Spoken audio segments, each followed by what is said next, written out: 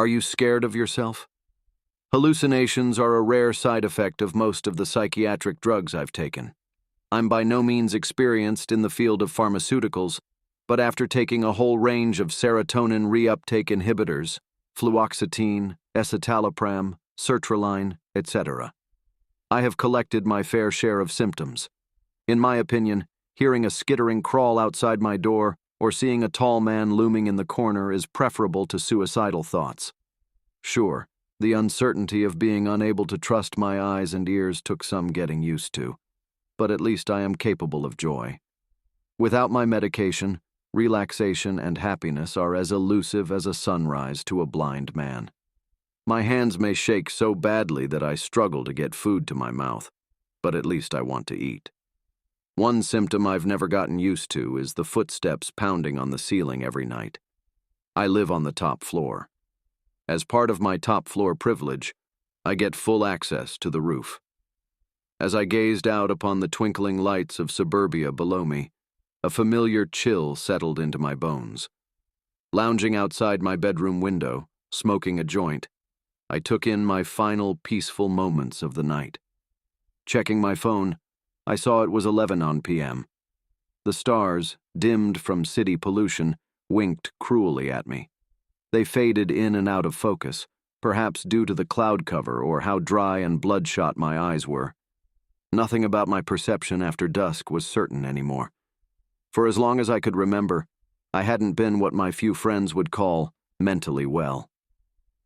It started in elementary school. I had suffered through a particularly gruesome bout of rotavirus in 4th grade, resulting in PTSD.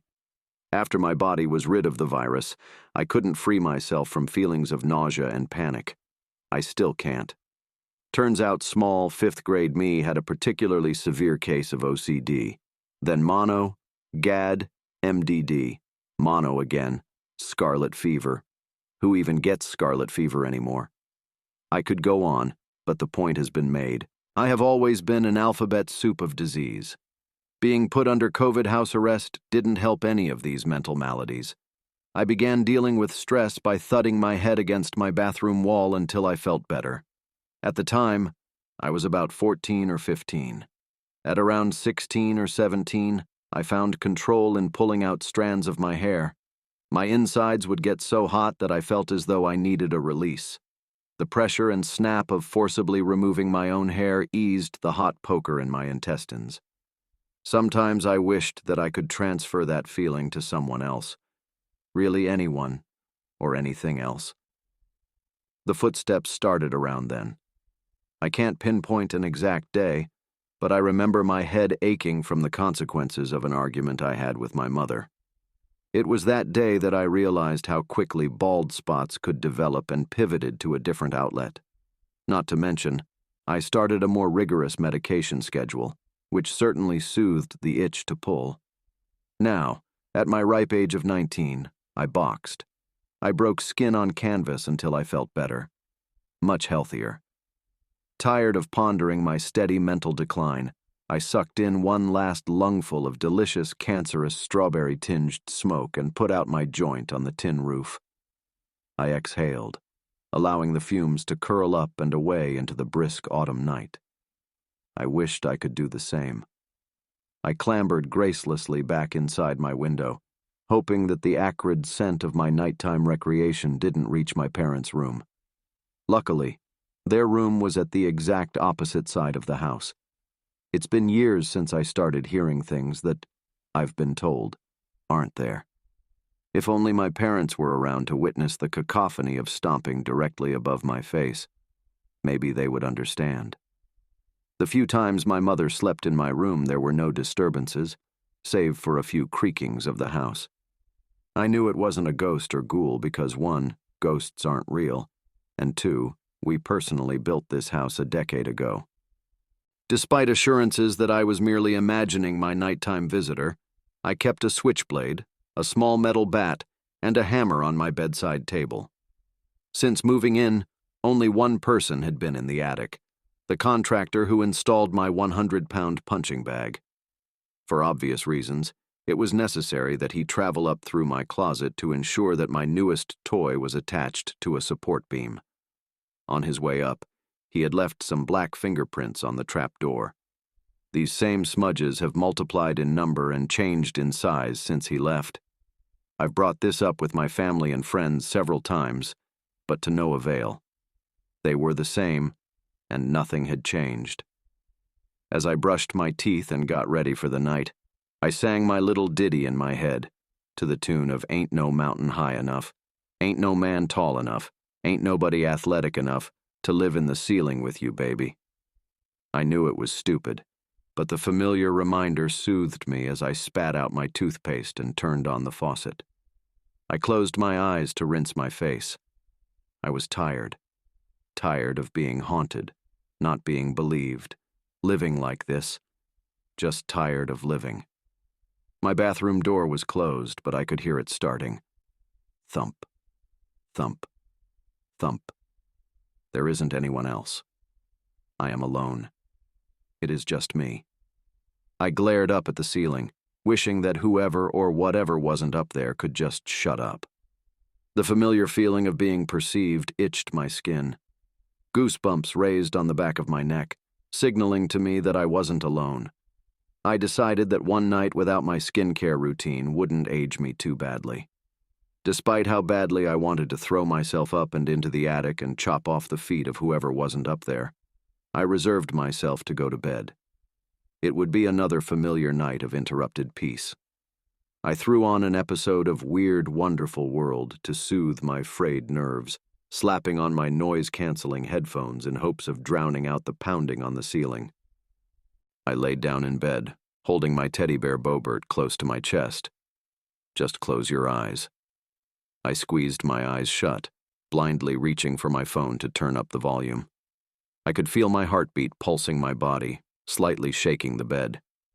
I counted the beats, trying to take my BPM. 160, 170. Confused, I opened my eyes and took off my headphones. To my horror, the bed was shaking off time with the beat of my heart. The walls shook with the hammering on the ceiling. I watched in disbelief as my mirror, previously hung on the wall, crashed into my desk, sending a plume of papers and painting supplies spilling onto the floor. I looked on helplessly as my open paint pot tipped, pouring acrylic purple onto my carpet. There is no way this is just in my head. This was the loudest the footsteps had ever been. Never had they shaken my room before. I tossed my headphones to the side, got up and turned the lights back on. I couldn't live like this. I needed to figure this out. Now. I needed to prove to myself that I really was just crazy. You're gonna go up there, you're gonna see nothing, and then you're gonna call the doctor in the morning and change your meds. You're fine. I hurriedly grabbed my supplies: chair, hammer, flashlight, phone. I dragged the chair directly below the trapdoor and stood on it, shakily reaching up to the portal of my personal hell. I was ready to confront the enemy, whether it be a C-list attic demon, obese squirrel, or a remarkably agile squatter. I turned on voice memos on my phone. I tested the audio, preparing to catch any evidence of the footsteps necessary to convince my parents, just in case I hadn't lost my last marble. The moment I started recording, the footsteps stopped. I took one last shuddering deep breath, steadying myself on the chair with one hand planted on the movable trapdoor tile. You're fine. Do it. In one liquid motion, I shoved upwards on the tile, moving it up and to the side of the threshold. There was about 6 inches of plaster, then the inky blackness of the stuffy room. Caught in the suction of the tile, dusty air blew into my eyes. I blinked hard. I couldn't see anything but the low, insulated ceiling about 6 feet up. I felt softly pulled up there, like iron slowly drawn to a weak magnet. I need to know. Despite my trepidation of reaching into the unknown, I placed my phone and hammer on the ledge in the dark. With my flashlight clamped between my teeth, I was somehow able to pull myself, with great difficulty, up and over the threshold. The circle of light swung wildly from my mouth, revealing only a few square feet of the attic at a time. Perched at the edge of the hole, I hurriedly grabbed my flashlight from my mouth and shone it around. As I realized no boogeyman was jumping out at me, my heart sunk. What if I really am just imagining it? Fluffy pink insulation tufted out from the floorboards, each placed a foot away from each other. The room as a whole was about 10 by 15 feet, just about as big as my own room. The first thing that hit me was the smell. It was sickly sweet, like the scent of decaying flowers mixed with rotten meat. I turned slowly, taking in the quiet, empty corners of the room. We had enough space downstairs to render the attic useless, leaving the dusty corners devoid of any items of interest. Scraps from my favorite takeout restaurants littered the floor. My heart rate picked up as I began to regret my decision to come up here. I wondered where the garbage had come from. Surely the contractors who worked on the house wouldn't leave such obvious evidence of sloppiness for their employers to find, right? I continued my slow, steady rotation, taking in the first corner, then second, then all of the anxiety in my body rushed upward, forcing my dinner up and onto my tongue, burning my esophagus. The thick veil of dust covering the planks was disturbed. The marks were irregular, as though steps had been taken in a feverish, erratic motion. Footprints, roughly the size of my feet, marched up and down and around and through the gloom of the attic. I tried to follow them with the flashlight's beam, but it was impossible to tell where they stopped or started. The corrosive force of fear began to erode my sense of calm and rationality. My circle of light trembled pitifully as adrenaline began its course through my body and into my hands. I could hear my own heartbeat in my eardrums, thumping along with the same tenacity as the footsteps had minutes earlier. I checked behind me, the square of light beaming up from my closet reassuring me that familiarity was only a few feet away. I strained to hear anything outside of my heartbeat. I cocked my head to the side, desperately hoping to hear the skittering crawl of a critter or anything to partially justify my experiences. The thudding of my own heartbeat grew more maddening with each passing moment, taunting my senses. What if I was only hearing me this whole time? Just as I was about to turn and slip back down into my room, I heard a ragged, faint cough. The insulation of the attic muffled every sound, making it impossible to tell where the sound had come from, or if it even happened at all. My heart rate picked up, pounding against my ribcage as if trying to escape. My stomach clenched again, forcing more bile up and into my mouth. From my position by the hole, I combed each corner of the attic with my flashlight once again. My eyes squinted.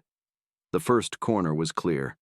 The second, though littered with Indian and Chinese takeout, was similarly devoid of life. I peered into the third corner, seeing nothing, but, hunched over behind a support pillar, head tucked between their knees and arms wrapped around their head like a sad toddler, was a person. They looked so emaciated that it was revoltingly painful to perceive them as a live human being. From what I could make out, their hair was long and wispy with large clumps missing. In the scope of the flashlight, I saw bloody knots of brunette strands littering the floor around them. Despite how skeletal their frame was, the clothes they were wearing looked uncomfortably tight and small on them. I took one step closer and away from the hole, careful to land between the wooden planks to ensure my steps were muffled by the insulation. They were wearing a child's purple silk dress adorned with tiny butterflies. My 5th grade graduation dress. A flicker of familiarity itched at my brain, urging me to take another step forward. Nausea surged up my esophagus, threatening to spill onto the attic floor. Did I know this person? I gripped my hammer more tightly as my hands became clammy and my breath hitched in my chest. I stepped, forgetting to aim my foot between the wood slats. Just as my foot landed on the wood, the person shot upward, craning to my full height and squaring up with me. It was me. My stomach clenched at the initial recognition of myself in such a ghastly form. She mirrored my every feature with disturbing precision. As I took her in, battling deep currents of familiarity and unease crashed together in my body. This was the pinnacle of a violation of privacy. Someone knew me intimately enough to be me. My eyes looked dead, like I wasn't really processing what I was seeing. I wasn't. I couldn't move, but she could. She jerked violently, snapping her head back to hit the wall a few times. It was then that I noticed the oddest details of her. As she twitched her head to the side, I saw that the back half of her skull was dented inward, as though she spent most of her time thudding her head against the wall. Her hands were limp at her sides, her knuckles bony and scabbed. Despite how objectively horrifying this situation was, pity overtook my panic and fear. She was so pathetic, so wretched that it was hard to feel threatened by her. I was worried that her movements would hurt herself, not me. She was misery incarnate. "You shouldn't be up here," she murmured to me. "What are you?" I couldn't help but ask as I continued to take her in. As she clenched her fists, her flesh cracked and bled, just how my skin looked after a bad day. "Don't be afraid. We did this together." Her tone was light and airy, like she was trying to lure me into a false sense of calm. The look on her face was scarily incongruent with her speech.